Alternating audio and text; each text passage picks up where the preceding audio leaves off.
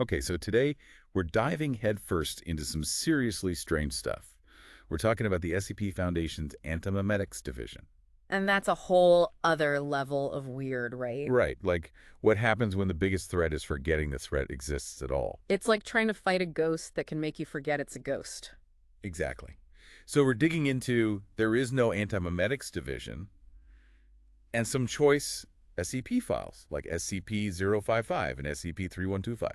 Buckle up. Sounds like a wild ride. Oh, it gets wild. So antimemetics, right, it's like the whole rule book of the Foundation gets tossed out the window. Because we're not dealing with like monsters you can lock up or shoot at. These are ideas, concepts that can just make you forget them. Contagious concepts. I love that phrase. It's in there right at the start. With Marion Wheeler, she's what, a top agent or handler? Something like that. Yeah, high-level antimemetics. She's meeting with, get this, 058, like the top brass. Serious stuff. And she's talking about how these ideas need containment, just like, I don't know, giant lizard or something. Yeah. But how do you contain a thought? You'd almost have to not think about it. But then how do you fight what you're trying to forget? It's a paradox. My brain hurts. It's like trying to hold smoke in your hand.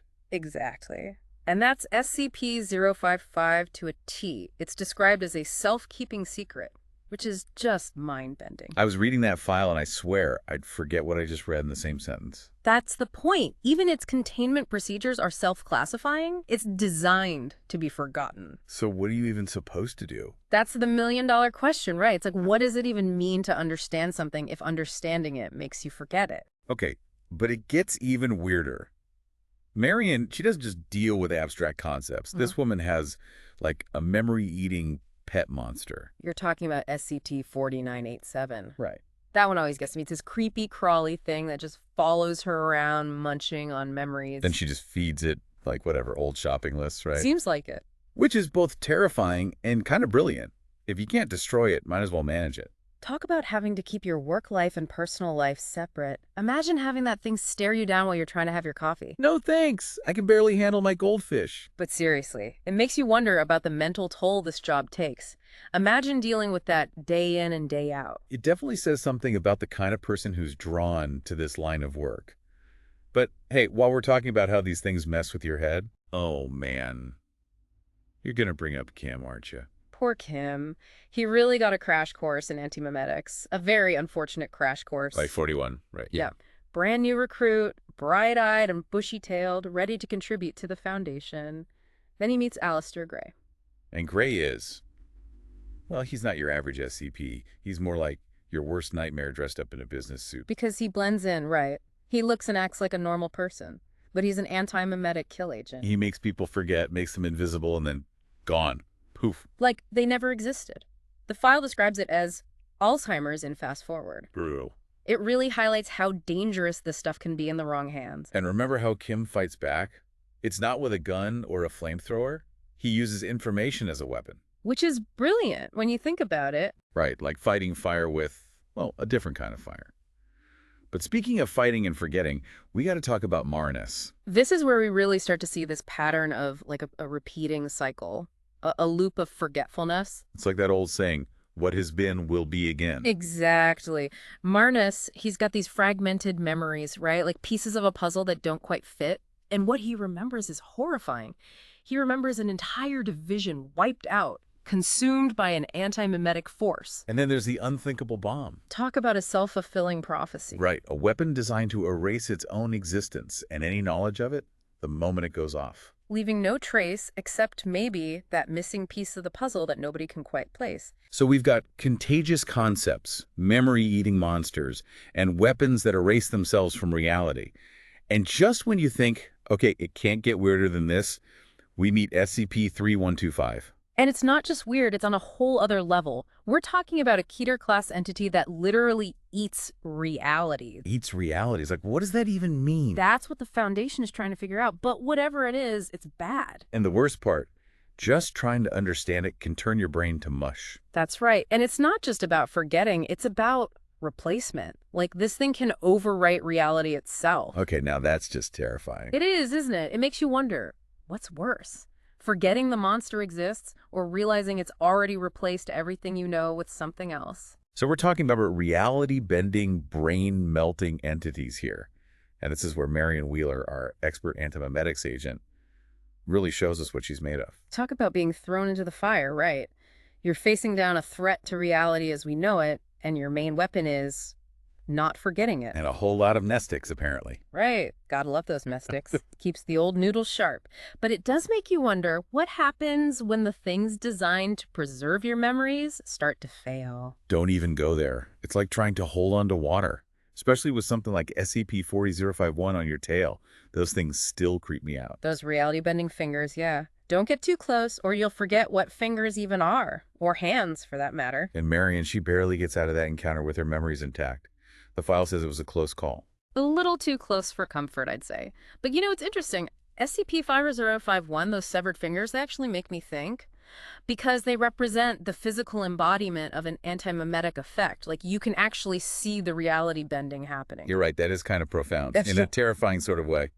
But moving on to what you were saying about Marion, she eventually comes face to, well, not face, but she confronts SCP-3125, this giant reality-devouring thing. And that's when it hits her. Yeah. Nothing in the Foundation's arsenal can stop this thing. Yeah. They're trying to contain a hurricane in a paper bag. It's described in the file as a mutated, fractally complex, grasping hand with five-fold symmetry, whatever that means. Yeah, I'm not even going to try to picture that one. It's like beyond human comprehension, right? Pretty much.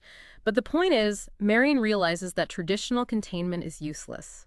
This thing isn't just an entity, it's a force of nature. So she comes up with a new plan. A desperate plan. She decides to fight fire with fire. Or, in this case, antimemetics with more antimemetics. By creating a counter meme, which, to be honest, sounds even more insane than anything we've talked about so far. Right. Like, how do you fight an idea with a bigger idea, especially when that idea can erase itself from existence? But that's what Marion does. She risks everything, her memories, her identity, even her existence, to make this counter meme a reality. Talk about a sacrifice. She and her whole team, they knew the risks, and they did it anyway. In the aftermath, devastating. Huge chunks of reality just gone. People, places, entire timelines just erased, like they never existed. Makes you wonder, was it worth it? Did they save humanity, or just buy us a little more time? Big questions. And those questions are what drive the rest of our story as we're introduced to Adam Wheeler, a musician who can't shake this feeling that something's missing. It's like waking up from a dream and knowing you've forgotten something important, but you can't quite grasp it. Except for Adam, it's his entire life. And his journey to uncover the truth about himself and the Antimemetics division is just beginning. Talk about a mystery wrapped in an enigma, right? So Adam, he's got these gaps in his memory, these missing pieces, and Hughes just confirmed it. Someone messed with his head big time. Deleted, edited, rewritten. Exactly. And it's not just him. It's like someone took an eraser to reality itself. And get this, Adam starts having these weird visions, these flashes of a giant black monolith covered in carvings. Now that's interesting. The monolith, it pops up all over the SCP universe. It's like a symbol for the unknowable. Like cosmic horror levels of unknowable. Oh, yeah. It suggests that there's something else going on here, something bigger, something we're not meant to understand. Right. Like what we see is just the tip of the iceberg. Yeah. And speaking of things we're not meant to see, there's this woman Adam meets, a researcher. She's studying the monolith, and he feels this weird connection to her, almost like he knows her or knew her. It's Marion. Wait, what? That researcher, it's Marion. But not the Marion he's seen in the files. This is Marion before. Before the counter meme, before everything went sideways. Wow. So he's getting glimpses of her past, her memories, even as his own are fractured. It's like their minds are entangled somehow, even across time and reality. It's a trip, that's for sure. And right when Adam starts to put the pieces together, bam, his reality shifts again. He's back in the concert hall. Yeah, but something's off. Everything's distorted, twisted. The audience, the musicians, they're all changing. They're Yeah. chanting in some language he's never heard before. And their bodies, they're warping, becoming something inhuman. I mean, talk about nightmare fuels, like that feeling of waking up in a dream, but 1,000 times worse. This is SCP-3125 at work. It's not just erasing reality, it's rewriting it, replacing it with something else, something wrong. And Adam, he's the only one who seems to notice. Everyone else is just oblivious. He tries to warn them, but it's no use. They can't see what he sees. And then he blacks out. When he wakes up, he's in a school. But the thing that really got me was the detail about his hands. His fingers are mangled. A physical manifestation of SCP-3125's influence, a reminder that even though his memories are fragmented, the damage is real. Talk about a reality check. Yeah. But even with all that, even with the missing memories and the messed up fingers, Adam still clings to the memory of Marion. It's a testament to the power of human connection, don't you think? That even in the face of cosmic horror, something as simple as love can endure. It's a powerful thought.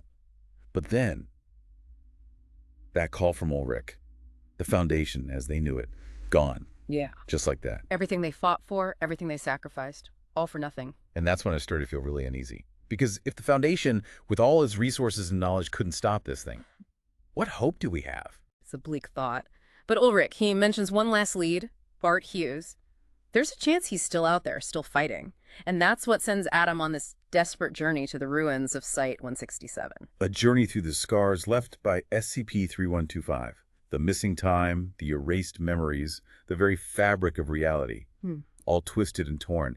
It really drives home the scale of this thing, the sheer power of it. And when he finally finds Hughes, it's not at all what he expected. Hughes is merged. He's part of this massive, fleshy machine. Unlike something out of a Cronenberg film. Totally grotesque, but also kind of tragic. Hughes, he sacrificed everything. His body, his mind, his humanity, all to fight back against this thing. And even then, he knows it's a losing battle. And that's when he drops the bombshell. The counter meme, Marion's sacrifice. It worked, but it came at a price. The creation of a blind spot. A gap in reality itself. We're safe. For now. But we don't remember how we survived. And that makes us vulnerable. Because SCP-3125, it could be out there right now waiting for us to forget, waiting for the right moment to strike again. And we'd never even see it coming. So we're left with this chilling thought. The fight is never truly over. We might have won this round, but the next one, well, that's a story for another time. You know, on that note, I think we've delved deep enough for one day. Yeah, my brain needs a break. But to our listeners, we leave you with this. What happens when the things we're trying to forget are the very things that keep us safe? It's a question worth pondering. But be careful, you might not like the answer.